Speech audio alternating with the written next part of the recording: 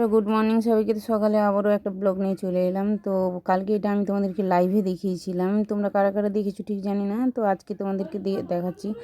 তো এডিট করার সময় ছিল না, তাই আজকে দিলাম। এই মন্দিরটা হচ্ছে, এটা হচ্ছে হরিরপাটির মন্দির। তোমাদেরকে দেখাচ্ছি, দেখো গ্রাউন্ডটা কত ফাঁকা দেখতে পাচ্ছ। এই হচ্ছে মন্দির।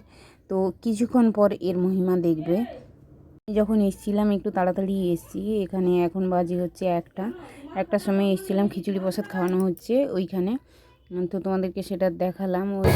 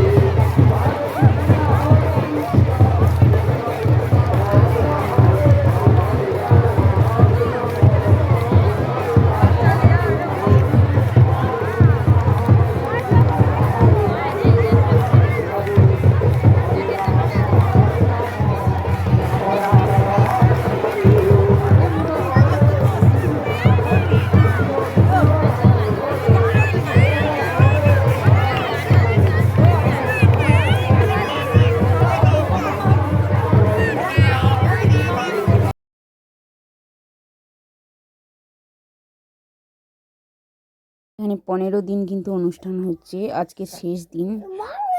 কুইন্টাল কুইন্টাল বাতাস এখানে লুট হয়। তো মানসিক করে এইখান থেকে কিন্তু ঠাকুর নিয়ে যায়। সবাই জানে এটা কোন মন্দির, অনেকে হয়তো জানো না তোমরা। এটা হচ্ছে হরিরপাটির মন্দির।